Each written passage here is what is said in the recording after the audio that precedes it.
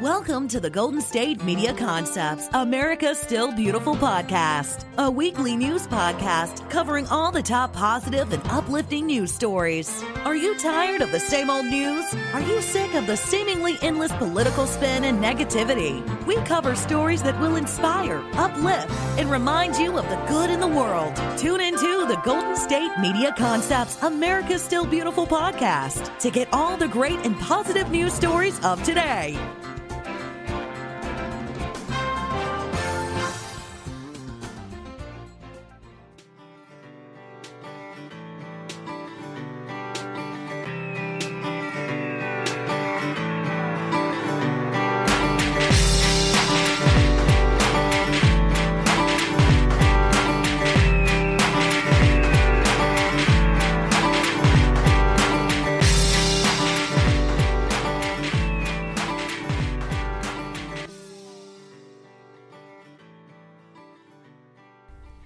Welcome to GSMC, America Still Beautiful podcast, brought to you by the GSMC Podcast Network. I am your host, Alyssa Joe. How's it going today? I hope you're having a wonderful day, like usual. I'm having a wonderful day because I get to share stories with you. I have new discoveries. I have kindness stories. I have people going above and beyond to just help one another out. You know, I have stories about some tornado relief that happened in Nashville. Everything that's either going to put a smile on your face, tug at your heartstrings, or just make you feel good inside. I got stories about all of them, and I can't wait to share it with you today. I thought that I would start with one story. It's about a little bit of a new discovery. You may have heard of this ingredient, and it is turmeric. Especially these days, I've seen this all over health stores. I've seen just people putting turmeric in their coffees, in their lattes, in, taking turmeric supplements because there are so many health benefits to turmeric. And now they are saying that this ingredient can be absorbed to treat Alzheimer's and herpes. Crazy, right? So for such a long time, all you curry lovers out there have sworn by this anti-inflammatory properties of turmeric. It has an active compound called curcumin, and it's actually, curcumin itself has really frustrated scientists for a long time, because they were hoping to validate some claims with curcumin and turmeric and all these things they've been trying to figure out for quite some time, I guess. The failure of the body to easily absorb curcumin has been a thorn in the side of the medical researchers seeking scientific proof that this substance can successfully treat cancer, heart disease, Alzheimer's, and many other chronic health conditions. So, now finally, an international team of researchers from the University of South Australia, McMaster University in Canada, and Texas and A&M University has shown that curcumin can be delivered effectively into human cells via tiny nanoparticles. Pretty cool. So, a professor and one of his colleagues that are part of the international team, Sanjay Gorge and Dr. Ankit Parkhi, I hope I'm saying that right, but they're professionals from the pharmaceutical science at the University of Australia. They're on the international team that has developed a nano formulation which changes curcumin's behavior to increase its oral bioavailability by 117%. Not just 100%, 117%. So the researchers have shown in animal experiments that the nanoparticles containing the curcumin not only prevents cognitive deterioration, but also reverses the damage. Pretty incredible. So this kind of paves the way for clinical development trials for Alzheimer's. One of the co-author, Professor Xing-Fu Zhou, as well at the University of South Australia, neuroscientist, says that the new formulation offers a potential solution for Alzheimer's disease altogether. Curcumin is a compound that suppresses oxidative stress and inflammation, both key pathological factors for Alzheimer's, and it also helps remove amyloid plaques, small fragments of protein that clump together in the brains of Alzheimer's disease patients. So, the same delivery method is now being tested to show that curcumin can also prevent the spread of genital herpes. Crazy. It's what the stuff that's in turmeric, I tell ya. So it says, to treat genital herpes, you need a form of curcumin that is better absorbed, which is why it needs to be encapsulated in a nano formulation. Curcumin can stop genital herpesvirus. It helps in reducing the inflammation and makes it less susceptible to HIV and other STIs. It says women are biologically more vulnerable to genital herpes as bacterial and viral infections in the female genital tract impair with the muscular barrier. Curcumin, though, however, can minimize genital inflammation, control against the HSV2 infection, which would assist in the prevention of HIV infection in the FGT. So a lot of scientific terms in there. But basically, they are finding out that the active compound curcumin in turmeric ingredient might be able to treat Alzheimer's and herpes. It's crazy. I knew that everyone was kind of hyped up about this turmeric ingredient, but it's doing more than I ever thought it could do. So there's your first story about some new research that came out. And now my next story is going to be a kindness one. So there has been a lot of sneakers, a lot of socks, and a lot of gym bags that were delivered right in time for basketball season. And they were delivered to FC Joyce School in North Highlands, K-8. So all of a sudden, their classmates of these young kids got this huge bag of different running shoes, socks, gym bags, basically anything they need for basketball, delivered to their classroom. One of the kids in particular, his name's Jordan Salvo, he was very emotional about this act of kindness. He says, "This is crazy. I can't believe this. It's so cool how people would donate all of this to us." So let me rewind a little bit for you. This kind of all started to happen when Danielle Jones, she is known as Coach Buckets with the kids, so she shared a conversation that she had with a student. This is what she said. She goes, "I look at his feet and he's wearing slippers. He didn't even have any sneakers." So this is where Tom Tran, who is a basketball director with the NorCal Dynasty AAAU basketball program, and Hill Moa with the Sneaker Giveaway Project. So they caught a glimpse of this conversation. They just took a hold of it, and they heard all about it, and they were inspired to act on it. So they've actually organized a sneaker donation drive to help this school, because a lot of the student body in this school includes homeless, foster care, and free lunch students.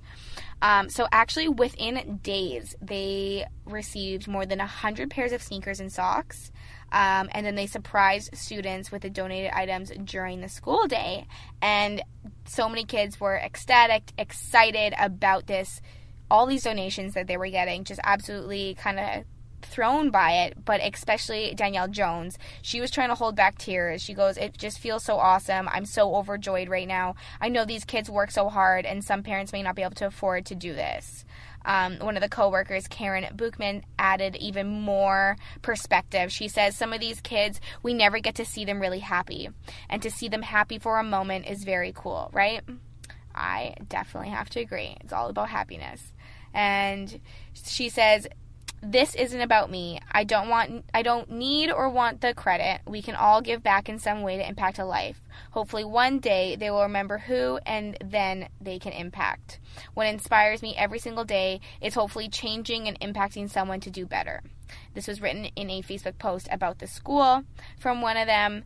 But yeah, pretty inspiring. You know, they just overheard this conversation. Some kids needed some sneakers, and now they're all set for basketball season for this school. It takes one person, to take a step forward of kindness, and then the rest follow through. Now, my next story is about a kindness scholarship, actually. Let's keep on this kindness train. A teen thought that he was going to go play kickball at his school, but he was actually surprised with an Empower Kindness scholarship. Didn't know this was a thing. This might be my favorite scholarship ever. His name's John Schreiner, and he's definitely not one of the kids that you would likely pick on. He's tall, he's strong, he's a football player at Wheat Ridge High School. But just because, he might not particularly get picked on because of his build and who he is, it doesn't mean that he doesn't notice, what his peers are going through, and he's made that pretty clear. He says, "I don't like seeing people that are getting bullied. There's just no reason for it." So this is why he is the man to always stand up for his classmates. His parents say it's a value that they have instilled in him since he was very, very young. His mother says, "We've talked to John since he was little about helping people that may need help, making sure that other people aren't being mean." So John has gone through his life just really focusing on helping others, standing up for others, and just doing what he can. So on Friday, this past Friday, his peers and Dr. Jeff Haskins from Village Orthodontics showed their appreciation to John. So they actually gathered him in a Heroes Welcome to Gym class and presented him with the Empower Kindness Scholarship. Dr. Haskins says, John's our first recipient and we're really honored to present him with a $2,500 scholarship. John was absolutely blown away from this, so surprised. He literally thought he was just coming into the school to play kickball. But they say, his parents are so glad that all their lessons made an impression enough for their kid to get a scholarship. No kidding. Getting a kindness scholarship, that is definitely something that you'll never, ever forget. It's really recognized. But he just says it's kind of nice to know that he's taking it to heart and it's something that now he's doing work on and getting recognized for it. And John is actually going to be putting this money towards funding his education. He plans on studying business and film at Colorado Mesa University. So that's what he's going to be putting the scholarship for. But to get some scholarship money just for being a kind person, I think that is amazing. People need to be recognized for doing the kind things that they do. Okay, it's time for a little bit of a break. Don't go anywhere. Like I said, I have more stories that are going to tug at your heartstrings. I have some stories about the tornado relief. I have more people doing amazing, kind things. You don't want to miss it. Stay tuned.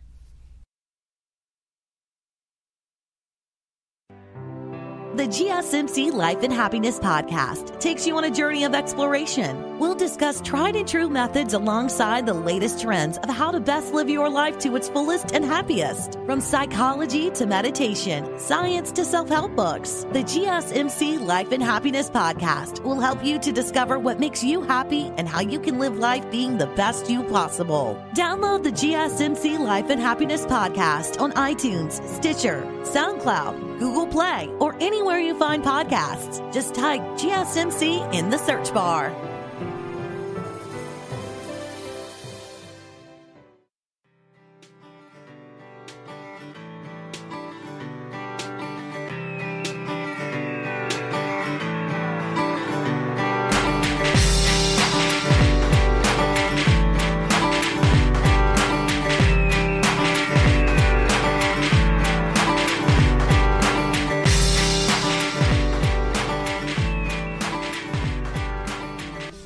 Welcome back to GSMC, America's Still Beautiful podcast, brought to you by the GSMC Podcast Network.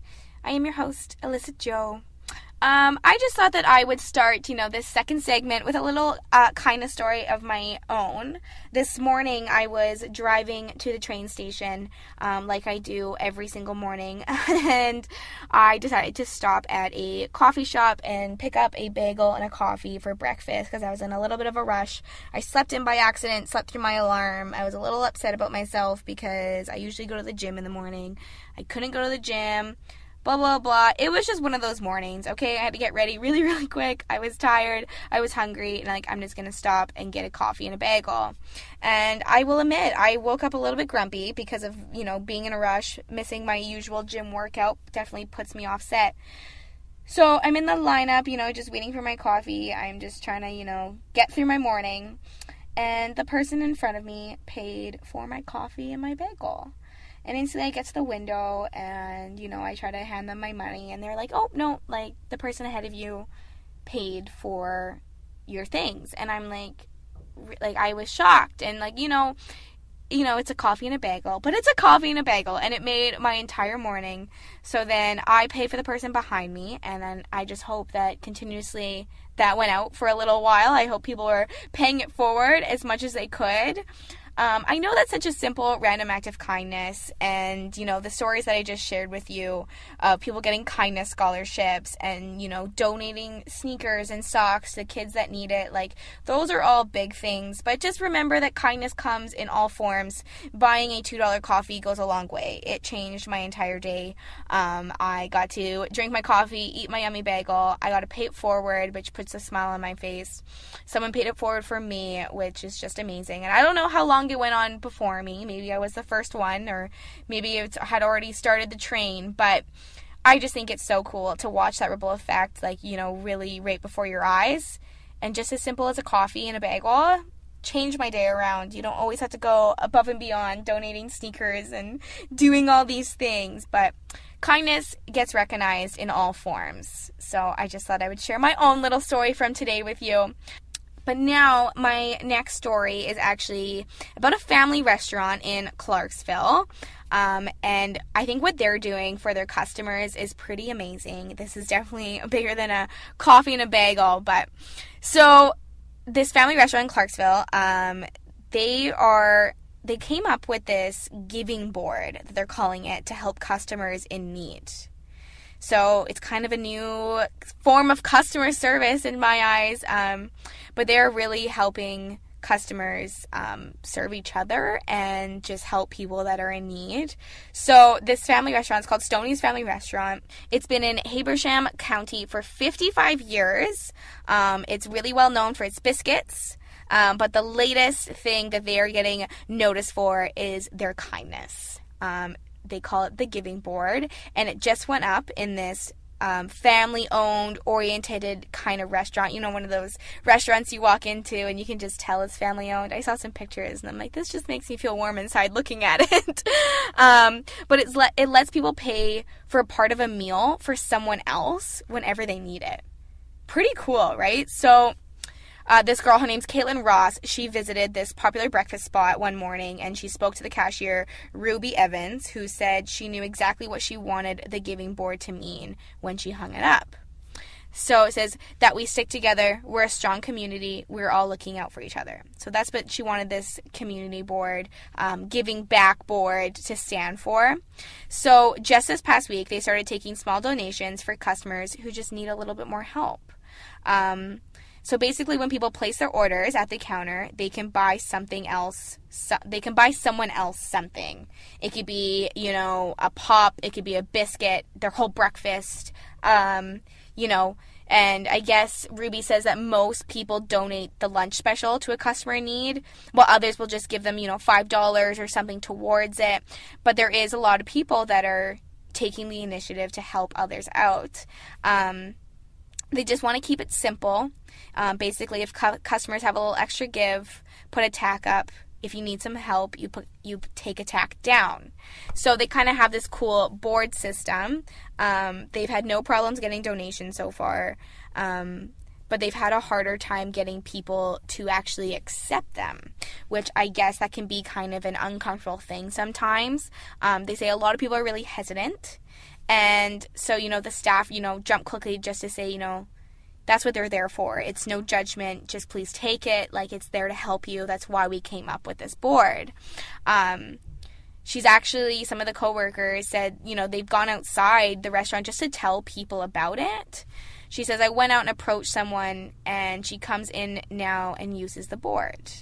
So, you know, they are kind of putting the word out, and no judgment, no nothing. It's just paying it forward, being kind, this kindness board. It's such a cool concept. I love the idea of it. So the word of this giving board spread in Clarksville, of course, and they decided that some other business owners wanted to help out as well. It says everyone gets down on their luck, and just having that little support to pick you up can change your entire world. This is from Alexia Dotson. She owns a secondhand store that's just next door, and they decided that they're going to start putting their own notes up on a board. It says, we're getting ready to start bringing in vouchers for jackets and stuff like that, so families can come in and get a blanket or a coat and come to our store and just pick it up. So just from them starting this, you know, kindness board in their little family-owned restaurant, it keeps spreading and spreading. The kindness is just spreading amongst the community. But of course, you know, the kindness isn't just limited to those in person. You know, if you want to help, but you can't come in and actually tack up an order in person, you can actually call the restaurant and they'll take donations over the phone, or they accept checks. So if you're not able to go in, but you still want to help, you are definitely able to do that. But just a cute little family-owned business that, you know, are helping others in need. I think it's such a cool concept, the kindness board. Very interesting idea, and it's going to spread kindness so quickly, so fast. Now, my next story is about the tornado relief, a little something that some off-duty officers did to help a couple. So as the tornado touched down, we all know the terrible tornadoes that went through Nashville, and so many people were affected by them. So as the tornado was touching down, there was this young couple, and Sabrina and Tyler. They're 26 and 24 years old, and they have a German Shepherd whose name is Stitch. They also have another mixed lab named Lilo. So as the storm was touching down, this young couple sprinted for the basement. Their windows exploded. Framed pictures jumped off the walls, shattered everywhere. And they said a terrifying sucking sound basically enveloped their Mount Juliet house as part of the roof blew off. Crazy. So they made it downstairs with their German Shepherd, Stitch, but they realized that they didn't have their lab, Lilo, who was still upstairs. So the couple found Lilo unharmed right away. They also found a lot of damage to the roof, of course, and some extensive water damage in their home. But the funny thing is, their comfy new couch remained untouched. Fortunately, they were not injured, but they realized almost immediately that some people nearby had been hit far worse than they did. So they said that they looked outside, looked at each other, and just said, "We gotta go."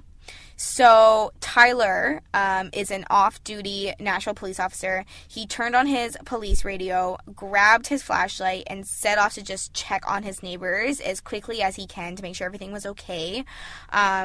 So actually within minutes, they found themselves sprinting again. They heard on the radio that an elderly couple down the street was trapped in their basement with piles of rubble on top of them. So scary. So Tyler and another nearby off-duty Metro police officer joined with a Wilson County Reserve deputy and 2 first responders. They spent the next 50 minutes digging the couple out with their bare hands. It's crazy. So the elderly couple, Bill and Shirley Wallace, they said that they made peace with the fact that they were probably just going to die. That's how they kind of came to terms with it. But they ended up emerging from a 3-foot hole in their basement with just cuts and bruises, thanks to these off-duty police officers and quick thinking to go out and help and see if anyone needed help. So the Wallaces and the several first responders are saying that Tyler and his fellow off-duty officer, Nate Larson, are true heroes. Now it's time for another break, but don't go anywhere because when we get back, can you guess it? I have more stories to share with you. Stay tuned. Tired of searching the vast jungle of podcasts? Now listen close and hear this out. There's a podcast network that covers just about everything that you've been searching. Hey! The Golden State Media Concepts Podcast Network is here. Nothing less than a podcast bliss with endless hours of podcast coverage. From news, sports, music, fashion, cooking, entertainment, fantasy, football, and so much more. So stop lurking around and go straight out to the Golden State Media Concepts Podcast Network. Guaranteed to fill that podcast itch. Whatever it may be. Visit us at www.gsmcpodcast.com. Follow us on Facebook and Twitter, and download us on iTunes, SoundCloud, and Google Play.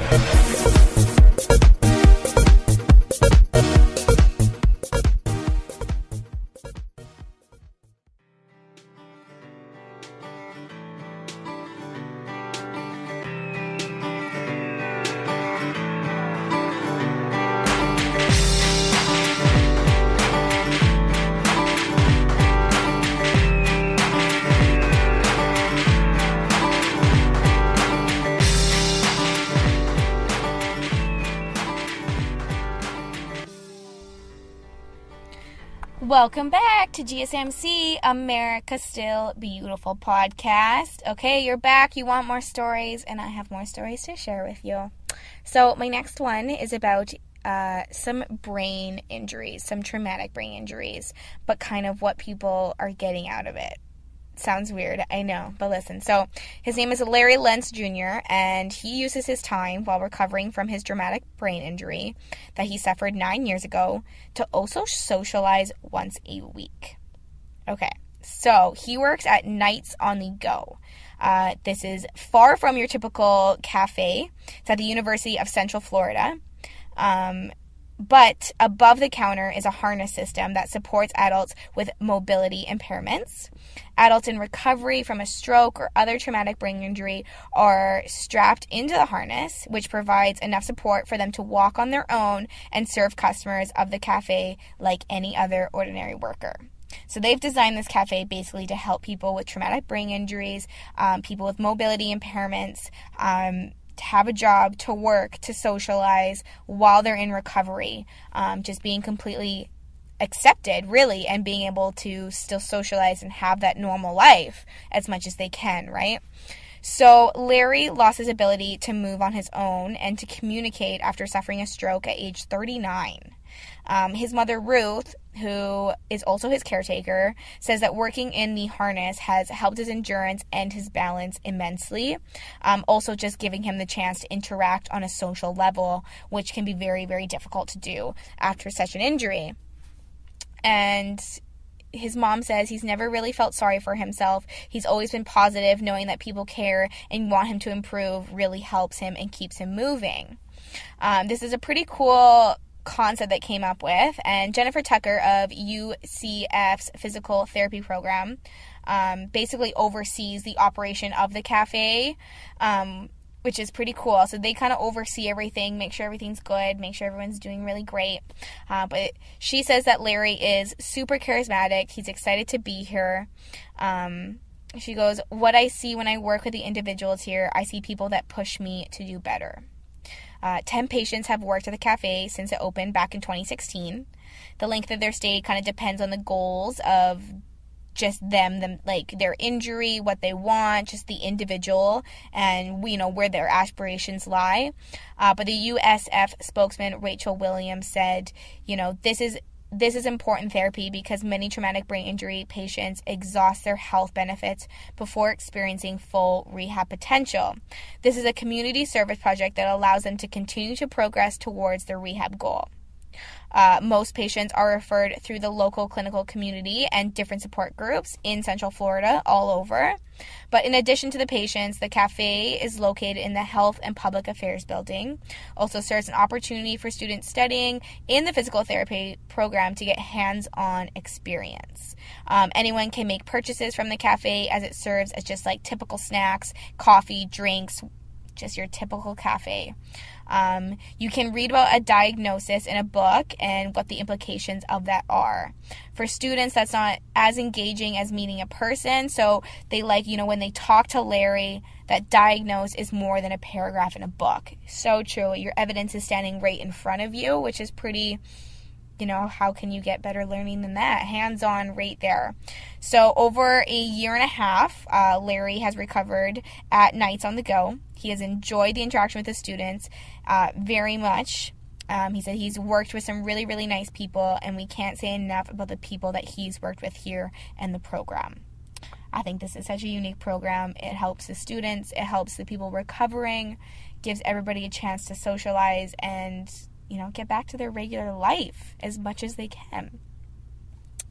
Now, my next story is about a man from North Carolina, and he managed to save his family from a devastating house fire. And this is all because a motion sensor camera that was set out, like they have it set up outside their house, basically tipped him off that there was a fire. So pretty cool. His name is Leo, and he's initially set up this outdoor game trail camera at his home near Mount Holly in hopes of catching a wild fox that was preying on his chicken. So he set this camera up specifically to find this specific fox.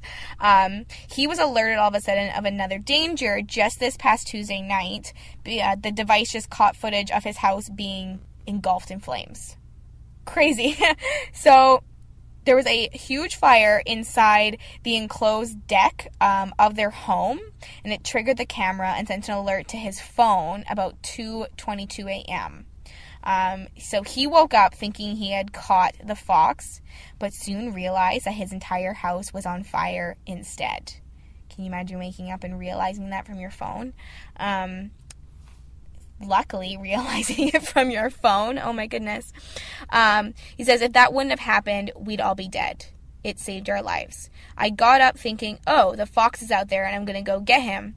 Then I saw a big reflection in the kitchen and was like, what is that? He quickly jumped into action and got his wife and his 2 kids out of the burning building as soon as he could. The family was also able to rescue 2 of their 4 dogs only from the fire. Unfortunately, the 4-year-old Shih Tzu and another 2-year-old Great Dane did not survive the fire. But 2 out of 4 dogs and the entire family did get out of the house. They said we were yelling for them to get out, but the poor things were just so scared they couldn't come out. They were just trying to hide because of all the flames. But luckily the family and 2 of the dogs did get out of the house.